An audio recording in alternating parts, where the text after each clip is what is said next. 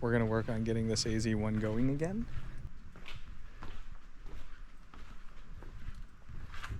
Always fun to see another AZ-1.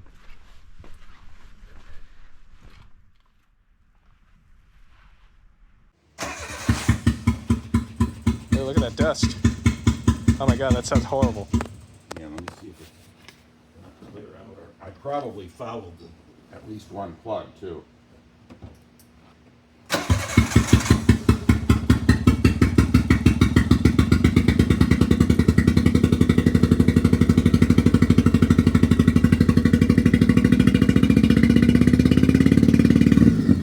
There we go. Still running off two. I think that's a 1. You want to hit it a little bit? Just a little bit.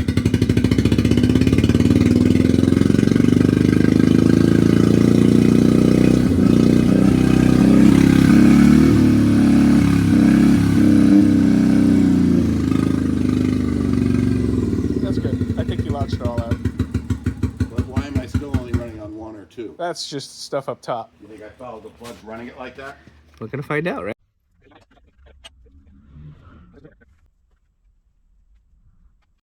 All right, ready. It's running. Missing some cylinders here. Let's figure out which one. Oh, this is a lot better.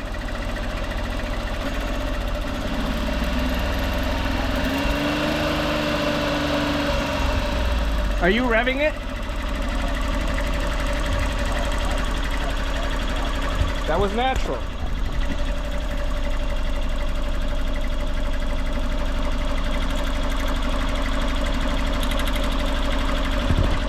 Alright, so I found the cylinder that doesn't do anything. First try, but let me try the other ones. Interesting.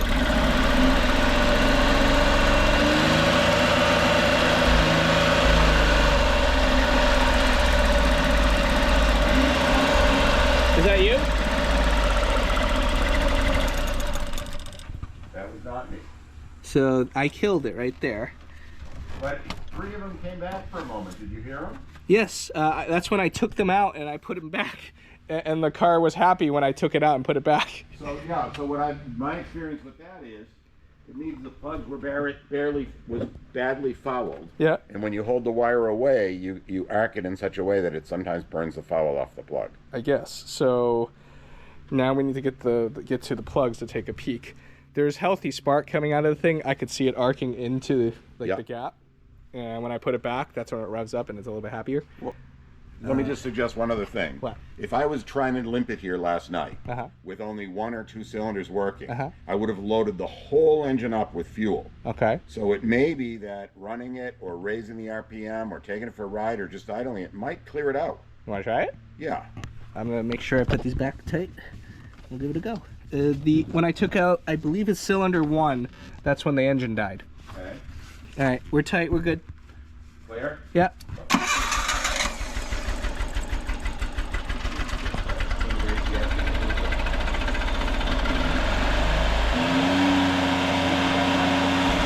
It sounds a lot better now. Okay. It's still there.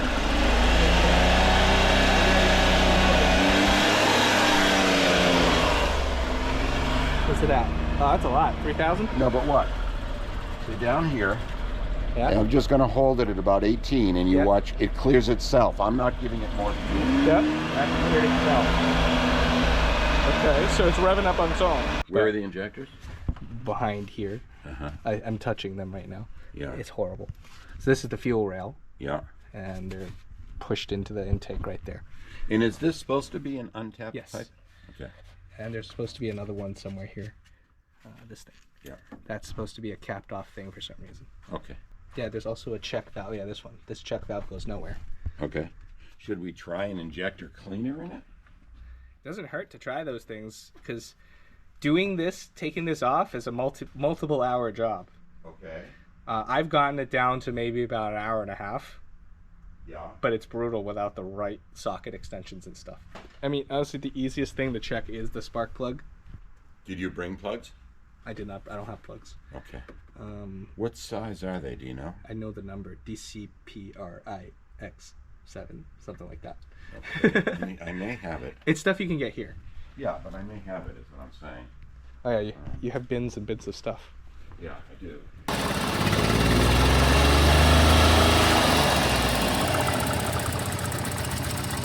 No. What's up? Not quite. All right. It's not the loose wire plug. Go a little to the right. Is that it? Yep. That's the hole.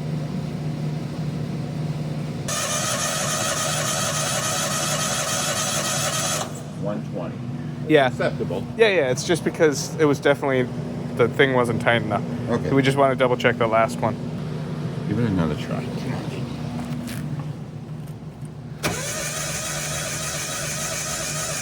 60. Uh-oh. Cylinder 1 again. Ready? Yeah. Okay. Got up to about 70. So it helped a little bit. Is it leaking? That's what I'm looking for. Doesn't seem... Oh, you know what? This locks the reading. You wouldn't know if it was leaking down. Oh, okay. Oh, what if you hold the button? Or would that just... The hold button releases. That would fully release it even when it's cranking. Right. Okay. So if the valves are open, that you would expect that. Yeah. Okay. Yeah. All right. I think we put plugs in and we fire it. Okay. And let's see what it does. Because if I got a weak cylinder, it's going to affect the way it runs, but it still should run. Yeah, it wouldn't be the way it was running. Then I'll join you for the ride. All right, let's see. First start, buttoned up. It sounds like a car. That sounds nice. It sounds like a car. I haven't heard it like that in a long time. Oh.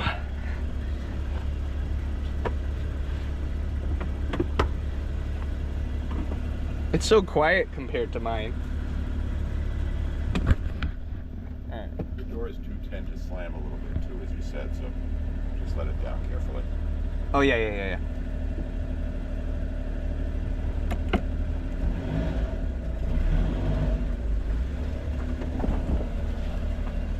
Oh, my car's in the way.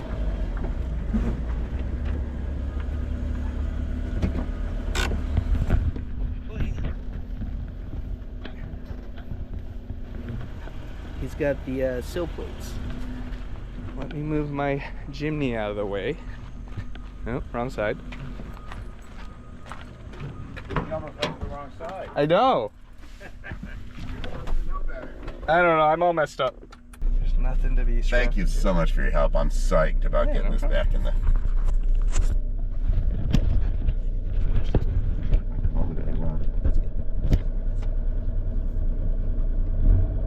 Let's use your wrap on mine. Oh, can you fix the mirror, please? Yeah. Remember what it was like to shove your hands out there? Yeah. All right, so go left, out, left.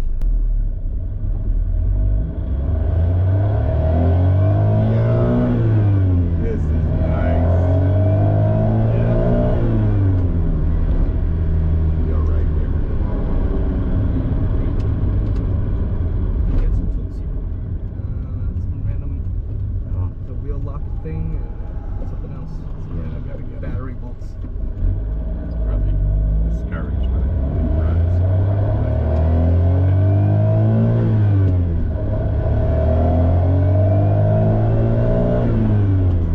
That cone that I'm hearing? Yeah. What's that? That's just the clicking into place. The what into place? The gear clicking into place. Oh, okay. That's all. And we'll pull out something interesting to drive. Yep. Oh, I am psyched. This is awesome. Really psyched. I'm just psyched we were able to fix it. But that's the best part. Yeah, exactly.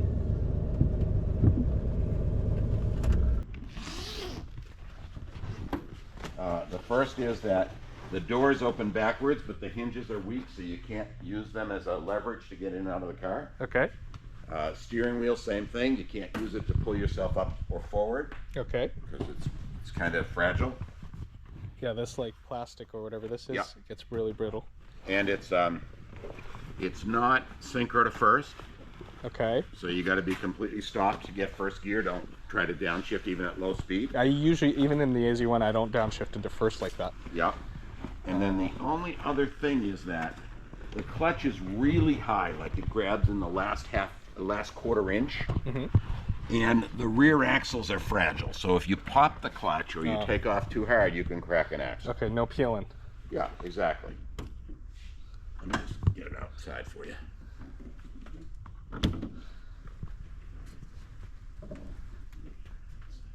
What's it got for a motor? It's a 1250 cc 4-cylinder inline. Okay. It looks like it would be a lot bigger. No, it's really not. Your feet are up there. Oh, okay. So let me show you. Hey guys. It's not going here. I'll show you. Oh, okay. This is your foot bucket. Okay. Yeah, and there's a toolbox here and the battery there. It's trickery. Yeah, exactly. That's a big battery. Yes, it is. As big as that thing.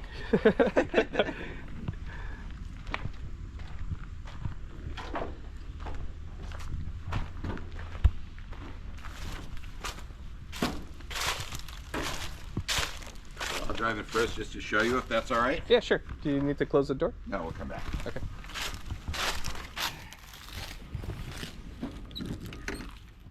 What is that? Fire extinguisher. Cool. Yeah.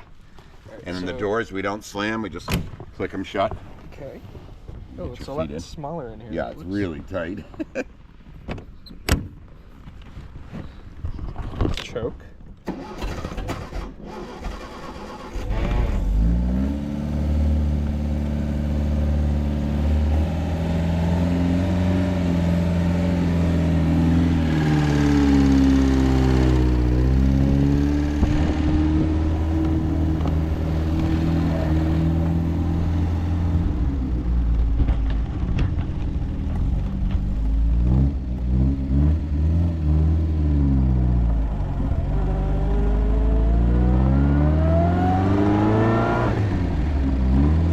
Shifting. Yeah. 3 fingers, not a death grip. Okay. And you don't go first, second. You go first, neutral, pause, second. Okay. Second, neutral, pause, third. Do you double clutch? You can. It helps it, but it's not necessary. Okay. This is cool. It is cool. It's really fun. It's comfy, yet exciting and fun. Yeah. Like, I feel like I'm in a motorcycle, but I'm not. I do double clutch on the downs. Okay. And just remember not to go to first. Yep. You see your horn? Oh. This is your high and low beam. Okay. These are your lights. There's no directionals. There's no fuel gauge. Oh, good luck. So, how much fuel do you have? I don't know. It runs. You figure it out. I think there's a low fuel light, if I recall. There's a trip meter, right? So you can kind of gauge it off of that. Yeah, exactly. Look, another little car. Oh, yeah. It's like a late 70s, early 80s. Are those that old? Yeah. They started in about 70. Ah. No, they started about 69. All different reasons than what you're used to. Yeah, it's cool.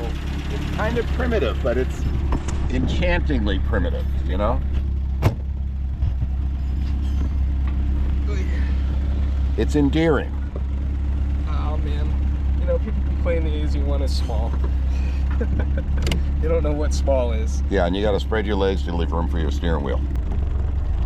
Beautiful.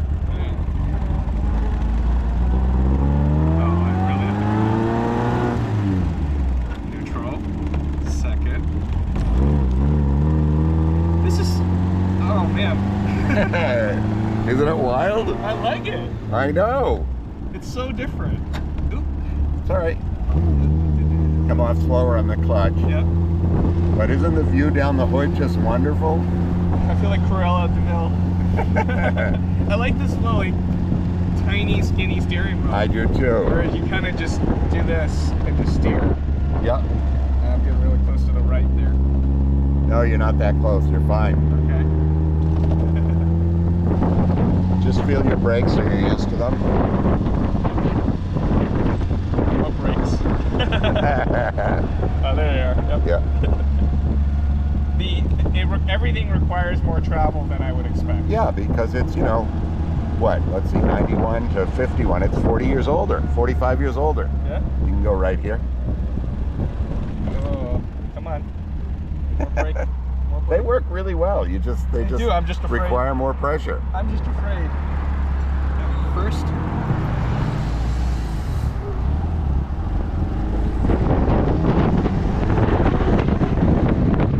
You have to wait that long. You don't have to know.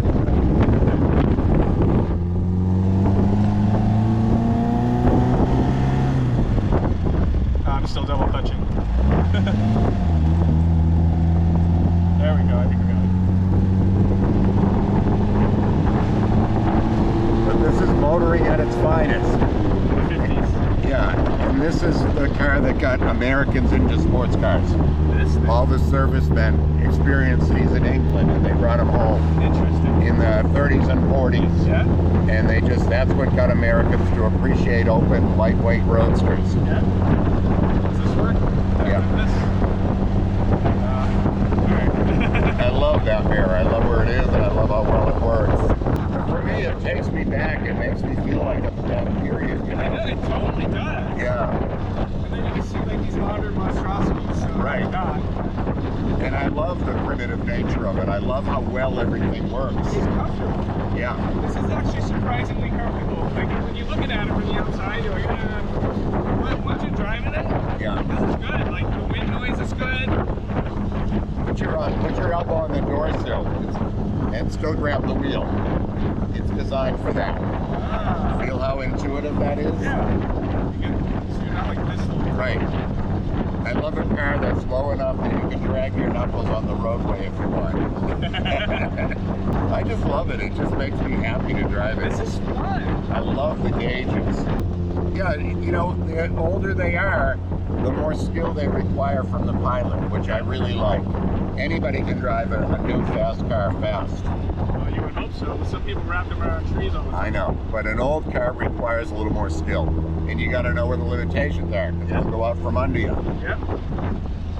That's a big thing to actually learn about your car. Yeah. You need to know how far you can go before it Right. runs up. Traction limits. First. Yeah, and just come out slow so you don't break my axle. Yeah. Particularly if you're turning. Oh yeah. Especially with that this mount. Yeah. And especially because it's 70 years old now. Can you get new axles? You can't get new axles, no. You cannot. Wow. That's the problem. You have to have them welded. The old ones welded up. Me neither. Thought that was you. No. You're gonna go right here. I'm just gonna go roll and stop. No double clutch. Just pull it back. And wind it out a little bit. Yeah. Good.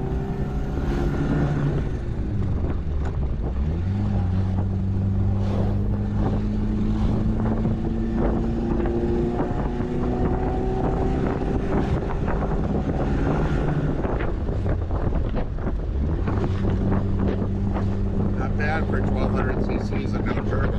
Yeah, this is fun. This is fine. It's totally enjoyable the way it is. Yeah. They actually made them with a blower on it. With a turbo. Yeah? Yeah.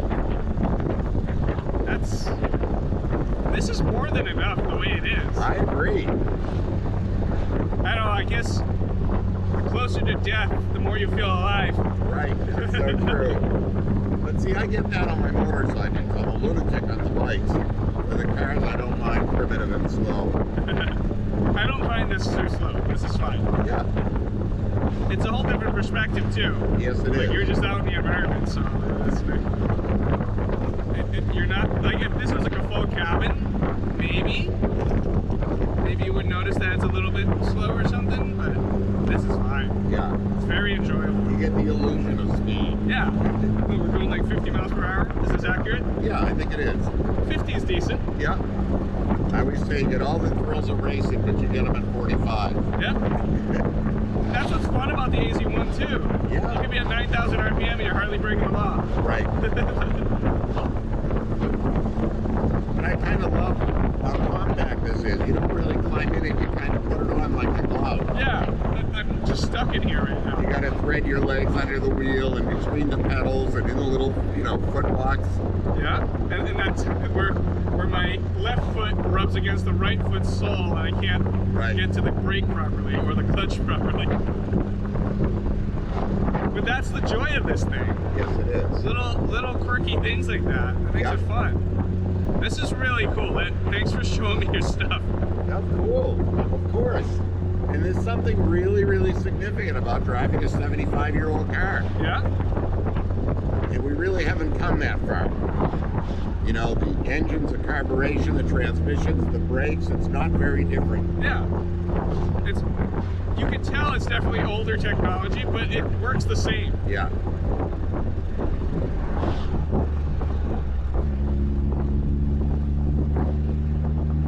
I'm a little concerned on the turns, but it seems like it's okay. Yeah, no, you should be. It's, you know, you want to be sure you know its limitations or yours.